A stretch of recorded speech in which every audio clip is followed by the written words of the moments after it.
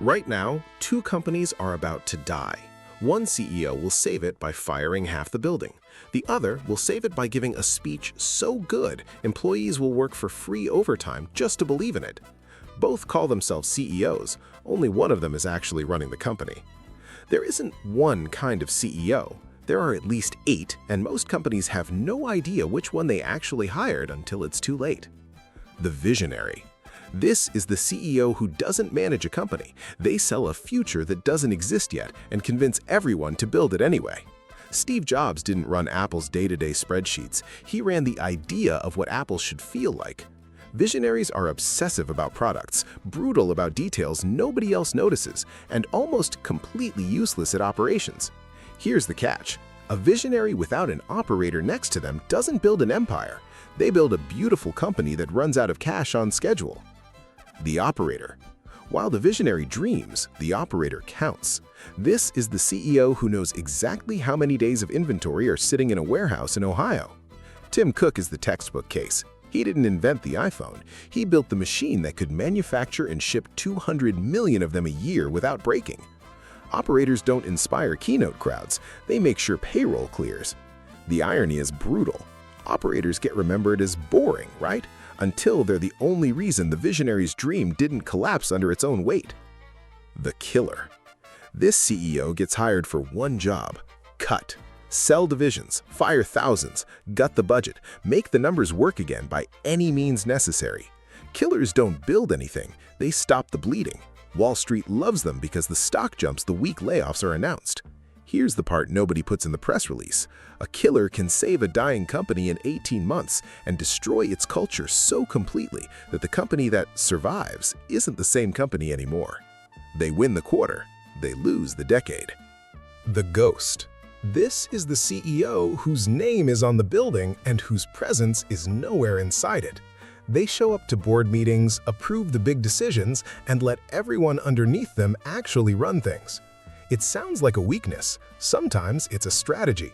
A ghost CEO who hires the right people and gets out of the way can outperform a visionary who micromanages everything into the ground. The risk is obvious. When nobody's steering, nobody notices the iceberg until the deck is already underwater. The founder CEO. Different animal entirely.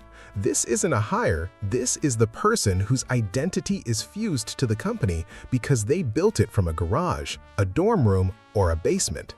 Founder CEOs have something nobody else in the building has: the conviction to bet everything when the data says don't.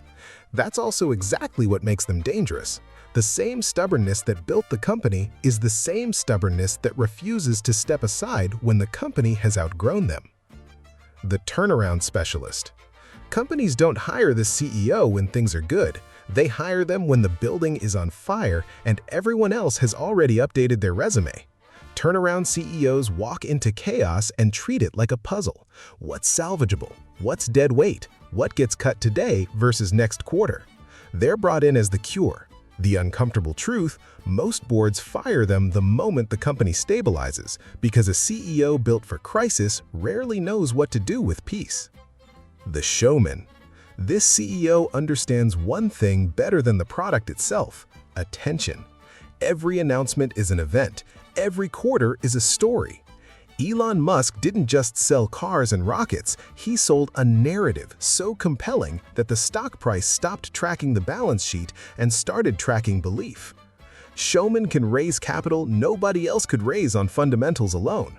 The trap: when the story stops being believable, even a profitable company can collapse because investors weren't actually pricing the business, they were pricing the performance. The caretaker, the quietest type and the one almost nobody profiles in a documentary. Caretaker CEOs don't disrupt, don't pivot, don't chase headlines. They inherited something that already works, and their entire job is to not break it. Decades of steady, unglamorous decisions, the kind that never trend, that keep a 100-year-old company exactly as boring and exactly as profitable as it was the day before. Nobody writes a biopic about a caretaker. They're also the reason half the boring companies on the stock market have quietly outlasted every flashy disruptor that tried to kill them.